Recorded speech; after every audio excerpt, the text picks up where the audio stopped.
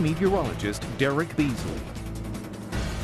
Well, you said we were going to dodge a lot of raindrops this weekend. We did, but it looks like chances are kind of easing up a little bit this week. Huh? Yeah, Yes. still have to keep the umbrella handy, though. Yeah, you still will, especially tomorrow and Wednesday. Looks like we'll still have some storms around. Probably not the coverage that we had over the weekend, but still enough to kind of spoil your plans if you have anything you need to get done outside. Now, we're tracking some storms now over northwest Florida, and these things have been rather persistent. They've moved across areas like Bruton earlier and now moving into Santa Rosa and portions of Escambia County in northwest Florida. Just north of Pensacola there, right around Gonzales, you can see they're just kind of pushing off to the south. You guys are probably seeing the lightning to your north, and you're going to be hearing the thunder and the rain coming down here in about a half hour or so as they continue to move away.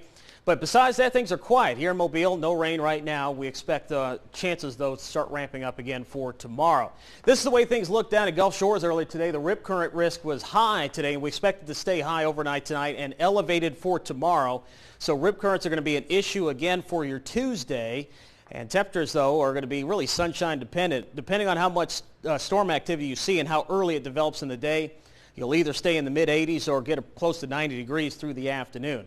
Right now, we're still close to 80. It's very sticky out there. Temperatures upper 70s around 80. We're going to drop back into the low to mid-70s overnight tonight.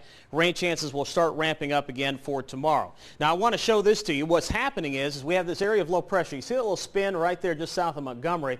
And it's an upper-level low. And notice that the storms that we're seeing in northwest Florida is right under the center of it. Notice all the rain, though, on the right side of the circulation, or on the east side, over the Georgia and the Carolinas and parts of North Florida throughout the day. Well, this thing is actually going to start moving to the west. That's going to put us on the east side for tomorrow and Wednesday. What does that mean? That means we're going to see higher rain chances. This thing was west of us over the weekend, and it moved east today. That's why we saw less rain, and now it's going to move back to the west. So that's going to put us back into the higher chances for rain for the next couple of days. So here's the way Pinpoint Predictor stacks up for tonight. We're going to have a few scattered storms. We're going to keep the chance for rain tonight about 20 to 30%, then ramp it up at about 40% for tomorrow afternoon as this thing just kind of spins around.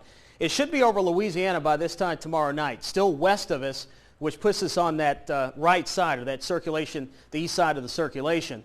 And as a result, on Wednesday, we're going to have another round of showers and storms across the area. So this really isn't going to go away until about Thursday. We expect it to start weakening and push farther west on Thursday. Rain chances will go down briefly.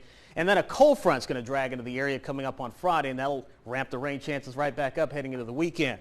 Newly formed tropical depression 2. Don't worry about this one. It looks like this thing is going to get killed by upper-level shear and dry air as it moves towards the Lesser Antilles by the end of the week. So right now we're not concerned about it getting into the Gulf or perhaps causing us some problems. We'll continue watching it, but the latest position on it, 12.0 degrees north, 45.1 degrees west. It's moving to the west now at about 16.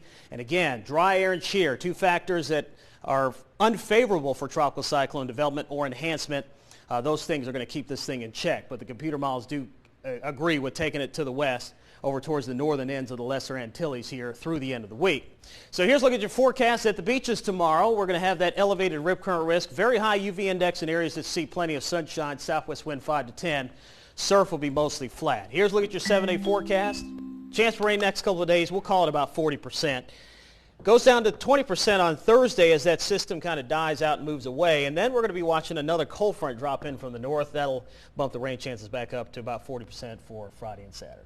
All right, well, we'll just keep that umbrella handy and just enjoy the dry weather when we have it. Yeah, which it doesn't look, Thursday's going to be a little bit on the optimistic side, but it looks like Thursday's going to be probably our driest day. Thank you, Derek.